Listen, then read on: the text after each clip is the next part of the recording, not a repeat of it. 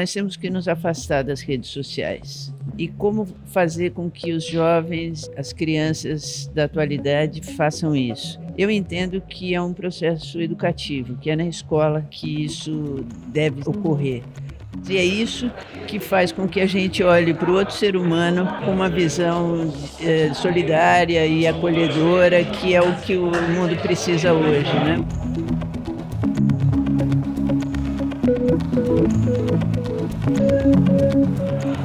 Olá, este é mais um episódio do podcast especial do Diário de Notícias e do Diário de Notícias Brasil, aqui no Fórum de Lisboa, em parceria com a FGV e a FGV Justiça.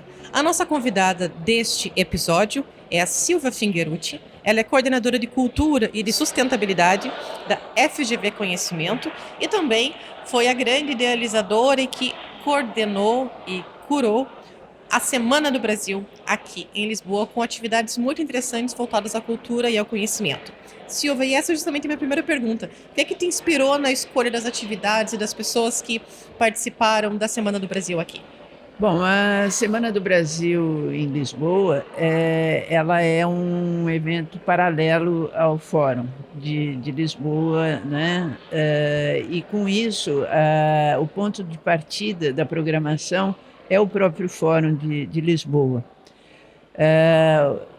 As pessoas hoje em dia são múltiplas, né? E ninguém se dedica a uma atividade só. E, portanto, isso ensejou a possibilidade de convidarmos alguns dos participantes do fórum que também têm uma atuação na área de cultura ou de sustentabilidade a fazerem atividades extras, vamos dizer assim, numa programação complementar. A ideia de termos uma programação na área de cultura é justamente para ampliar a visão dos participantes do fórum para questões que vão além. A cultura é o que nos une, a cultura é o que permanece, não é?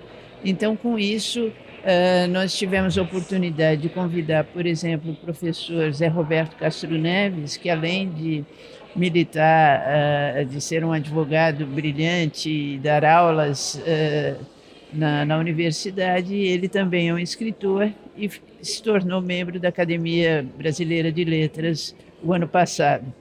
Então, aproveitando esse ensejo, nós convidamos o escritor José Roberto Aqualusa, que é angolano e que vive em parte do tempo aqui em Lisboa, para que eles fizessem um diálogo falando sobre a escrita na língua portuguesa. E foi lindo, inclusive só que um adendo, nós do DN Brasil esteve lá e eu vou deixar aqui no link a notícia que eu escrevi sobre como foi essa conversa. Isso, foi muito interessante, foi uma conversa muito agradável, de alto nível, onde ambos expuseram as angústias, né, de se tornarem escritores. De uma forma muito transparente, né, eles falaram. Isso, eu acho que foi muito bonito. E antes deles, nós fizemos o lançamento do Atlas Global da Língua Portuguesa, que foi elaborado pelo professor Luiz Reto, do STEC, e que a Fundação Getúlio Vargas deu um apoio para essa revisão do Atlas. O Atlas, na realidade, mostra aonde a língua portuguesa está presente, e são inúmeros os campos, desde da literatura, mas também na política, também no esporte, nos negócios, no meio ambiente. Então, o Atlas mostra todas essas questões de onde o Brasil, Portugal ou os países africanos têm uma predominância, vamos dizer assim, e estão presentes, né?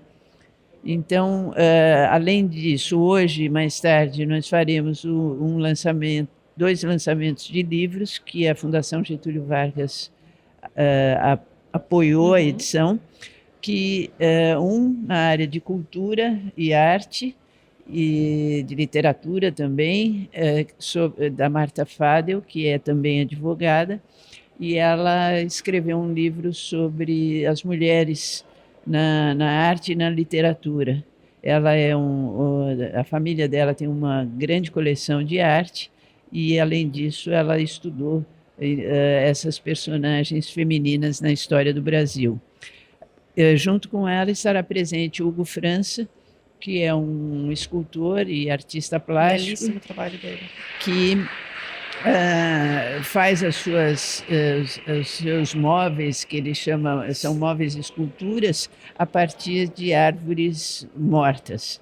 Então, ele busca na floresta árvores que tenham caído por qualquer motivo, e tem uma em especial, que é o pequi vinagreiro, que é de origem na Mata Atlântica, em que ele aprendeu com os indígenas locais que ela era uma árvore que tinha essa impermeabilização para fazer canoas. Uhum. E com isso ela tem uma resina própria e faz com que essas árvores tenham uma durabilidade enorme. Ele já usou árvores com mais de 700 anos de vida, né?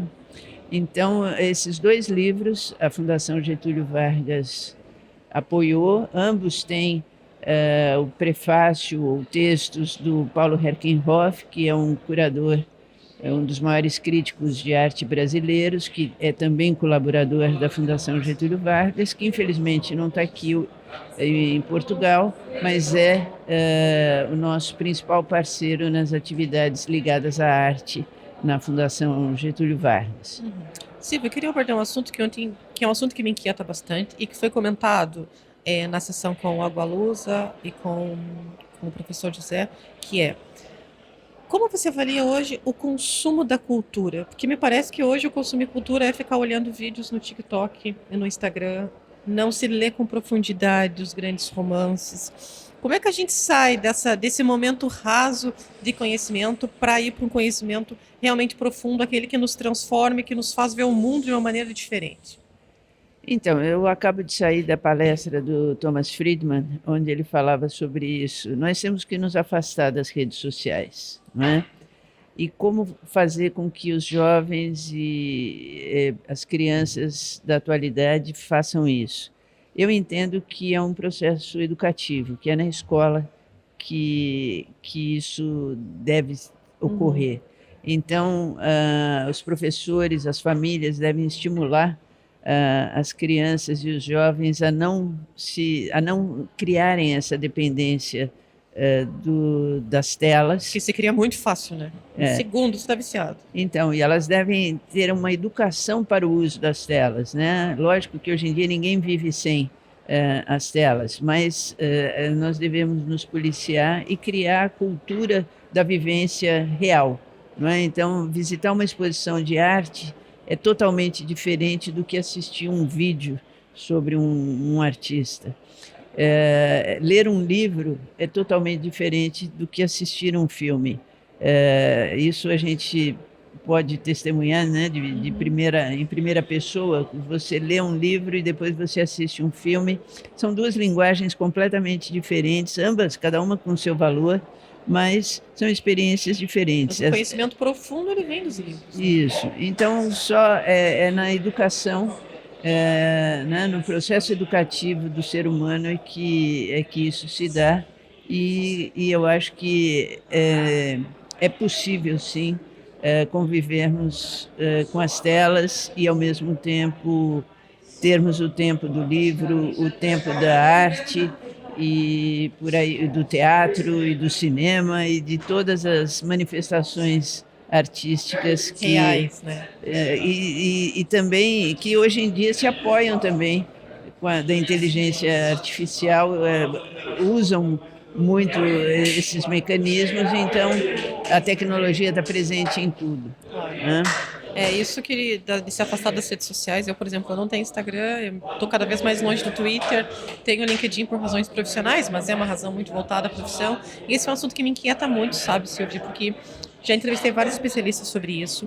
E o que eles dizem é: uma criança não vai deixar de ficar na tela muitas horas se ela vê o pai e a mãe na tela o tempo Exato. todo. Muitas das vezes as pessoas falam: ai, as crianças, os jovens. Mas nós adultos também, Sim, né? sim. E Eu vi, não vou dizer aqui onde, mas num evento por aí, em que estavam falando pessoas incríveis, muito renomadas, dois grandes pensadores, e a pessoa ao meu lado estava só olhando Instagram, TikTok, sei lá qual rede social era, mas depois foi lá e tirou uma foto com a pessoa, com um dos escritores, postou, aí quem vê aquilo pensa, nossa, ela foi lá e prestigiou a palestra. Só que não, ela estava ali vendo Sim, coisas... essa é o que a gente chama de tietagem, né? A Exato, pessoa vai mas ali só só porque é para tirar famoso foto. E para e, mostrar na rede social, não é nem isso, para guardar, é só para mostrar exato, é no só para Instagram. dizer, olha, eu estava lá. De fato, por isso que eu digo que é um processo educativo, né? Não há, nós não vamos conseguir evitar que essa pessoa faça isso, mas nós podemos evitar que o jovem, a criança que está chegando aí, que faça esse movimento de aprofundar, porque é isso que nos torna mais humanistas, é isso que faz com que nós possamos enxergar os outros de forma igual, não é? Sem preconceitos, porque só abrindo a cabeça e conhecendo o mundo, não é? Que a gente sabe o quanto um livro não leva a gente a mundos distantes, a épocas distantes, e é isso que faz com que a gente olhe para o outro ser humano com uma visão solidária e acolhedora, que é o que o mundo precisa hoje, né? Porque senão nós vamos todos estarmos disputando nos campos os mais variados possíveis e a disputa Não é saudável. não é saudável, Sim. exatamente. E às vezes, assim, realmente basta uma experiência. E eu sempre saio desses eventos, como o Fórum de Lisboa, e entre tantos outros que eu tenho o privilégio de participar como jornalista, eu sempre saio muito energizada do ponto de vista do conhecimento, assim como eu também saio muito feliz e energizada quando eu vou a uma exposição, quando eu leio um livro. Então, assim, para quem acha que talvez não vai gostar, eu acho que vale a pena fazer uma experiência que com certeza ela vai entender o poder da cultura. Concorda? Sem dúvida. E por isso que a gente investe tanto em projetos culturais, em experiências culturais. Vou aproveitar para falar de um projeto que a gente Claro. entregou recentemente na cidade de Diamantino. Diamantino é a cidade natal do ministro Gilmar Mendes e é uma cidade de 20 mil habitantes, a cerca de 250 quilômetros de Cuiabá, que é a capital do estado do Mato Grosso. E essa cidade é a terceira cidade mais antiga do estado. Tem diversos prédios ainda antigos, mas estava com um centro histórico abandonado. É tombado pelo patrimônio do estado, mas estava muito abandonado, não só do ponto de vista físico, mas também da população que não frequentava mais e ia morar em outros bairros.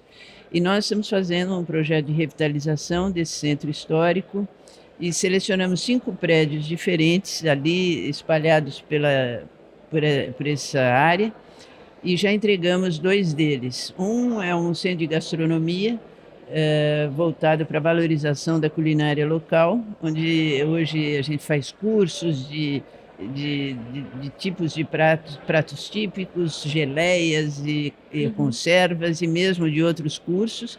E o outro é uma biblioteca, uma nova biblioteca para a cidade, dentro do conceito de biblioteca parque, que é uma biblioteca para acolher as crianças e os jovens. Parque com... O parque é um conceito que veio da Colômbia, que são espaços abertos. É a biblioteca concebida como um espaço aberto, como um espaço de acolhimento. E ali as crianças têm acesso facílimo a todos os livros, aos computadores, a tablets, a jogos de tabuleiro, a computadores, tem uma oficina de robótica. E foi uma das coisas mais bonitas que eu vivenciei recentemente, que assim que a gente abriu as portas, as crianças ocuparam espaço e parecia que aquilo sempre tinha existido na cidade. É muito emocionante a gente ver o papel da cultura, e eu acho que é assim que a gente consegue seduzir os jovens e as crianças, de ver que existe um mundo além daquela tela, que logo ao lado tem o livro, logo ao lado tem o jogo, que ele vai interagir melhor com o seu amiguinho se ele deixar o computador de lado. E com isso eu acho que passam a viver harmonicamente entre computadores, telas e a vida social, Uhum. né? Gostei muito de ouvir isso, Silvia, porque eu sou de uma cidade que tem, segundo o censo, 6 mil habitantes, mas é um pouco menos, assim, no interior do Paraná, e as atividades culturais, elas são quase sempre muito escassas, não é? E para mim um dos maiores privilégios também de morar em Lisboa hoje é poder ter acesso mais facilitado à cultura, que é algo que eu sempre quis. Mas isso começa nos municípios, né? Claro, a FGV faz um trabalho excepcional nesse sentido. Imagina, foi lá até o interior de Goiás, aliás, do Mato Grosso. É preciso realmente que exista esse investimento, talvez mais do que nunca, né? Sim, Por conta sim. dessa dependência de telas, também é uma resposta a isso. Exato. Se você pensar que quando você está a essa distância dos centros de produção da cultura, né? Eu moro no Rio de Janeiro, uma cidade Respira cultura. que respira cultura, que é música, arte e tudo. Mas a gente sabe que isso não é uma realidade da maioria dos brasileiros. Não, até porque o Brasil é muito grande, Então, né? quando a gente faz, além da biblioteca, nós vamos fazer 2 pequenos museus, um voltado para o meio ambiente e outro voltado para contar a história da cidade, que é uma história rica, porque é uma cidade por onde passaram inúmeros viajantes ilustres, como Langsdorff e Expedição Rondon, enfim. Então, resgatar isso e mostrar isso de maneira interessante e lúdica é também uma forma de abrir a mente dessas pessoas que estão conectadas o tempo todo na internet. Silvia, eu confesso que essa conversa me deixou muito esperançosa de que as pessoas vão ser menos dependentes das telas e das redes sociais e vão realmente ver que aquilo que é o que importa no mundo são as outras pessoas e aquele conhecimento que é o conhecimento real, que é uma coisa que os professores sempre me disseram na escola, que o conhecimento é uma coisa que ninguém pode te tirar. Então, muito obrigado por essa conversa. Eu é que agradeço. Bom dia. Esse foi mais um episódio especial aqui no Fórum de Lisboa, o podcast do Diário de Notícias e do Diário de Notícias Brasil. Até o próximo episódio.